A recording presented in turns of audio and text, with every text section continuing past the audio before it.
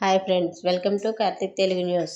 ఇవాళ పెన్షన్ల గురించి ఒక ఇంపార్టెంట్ అప్డేట్ న్యూస్ అయితే రావడం జరిగింది. దీని గురించి మరిన్ని విషయాలు ఈ వీడియోలో తెలుసుకుందాం. దయచేసి ఈ వీడియోని ఎక్కడ స్కిప్ చేయకుండా చివరి వరకు చూడండి ఫ్రెండ్స్. అలాగే మా ఛానల్ సబ్స్క్రైబ్ చేసుకుని మాకైతే ఒక సపోర్ట్ అయితే ఇవ్వండి. వివరాల్లోకి వెళ్ళినట్లయితే ఏపీలో కూటమి ప్రభుత్వం వరుస నిర్ణయాలు తీసుకుంటుంది. ఈ ఏడాది సంక్షేమ పథకాలు అమలు చేయాలని ప్రభుత్వం డిసైడ్ అయ్యింది.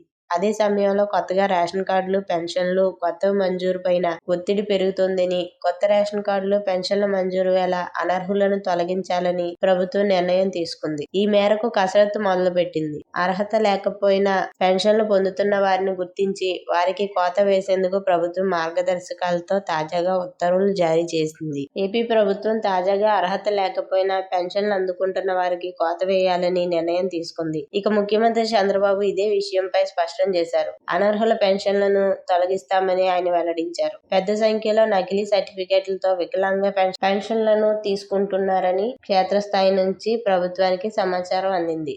అయితే పూర్తి స్థాయిలో విచారణ లేకుండా వారికి పెన్షన్లను కోత పెడితే సమస్యలు వస్తాయని వారు భావిస్తున్నారు. ఇక దీంతో ప్రభుత్వం ఈ తరహా పెన్షన్ల వెరిఫికేషన్ కోసం మార్గదర్శకాలు జారీ చేసింది. అలాగే రాష్ట్ర వ్యాప్తంగా 8,18,900 మంది మెడిక్ వికలాంగుల పింఛన్లు తీసుకుంటున్నారని స్పష్టం చేశారు. ఇక ఈ పెన్షన్లు అందుకుంటున్న వారిని ఫిజికల్ గా వెరిఫికేషన్ చేసేందుకు ప్రభుత్వం ప్రత్యేకంగా టీంలను నియమించింది. మెడికల్ పింఛన్దారులను వారి ఇంటి వద్ద మెడికల్ టీం తనిఖీలు చేస్తుంది. వీరితో పాటు వికలాంగుల పింఛన్లు తీసుకునే వారిలో ఆర్థోపెడిక్, హ్యాండిక్యాప్డ్, దృష్టి లోపం, వినికిడి లోపం, మెంటల్ రిటార్డేషన్, మానసిక అనారోగ్యం, బహుళ వైకల్యం ఉన్నవారు ఈ కేటగిరీలోకి వస్తారు. ఇంటింటికి వచ్చిన వెరిఫికేషన్ టీం పింఛన్ లబ్ధిదారులను సమీపంలోని ఆసుపత్రికి తీసుకెళ్లి పరీక్షలు చేయించాలని ప్రభుత్వం తాజా మార్గదర్శకాల్లో స్పష్టం చేసింది. ఇక లబ్ధిదారులకు దగ్గరగా ఉన్న ప్రభుత్వ ఆసుపత్రులు, మెడికల్ కాలేజీల్లో వెరిఫికేషన్ చేయించాలని నిర్దేశించింది. అలాగే పింఛన్దారులను తనిఖీ చేసే టీంలో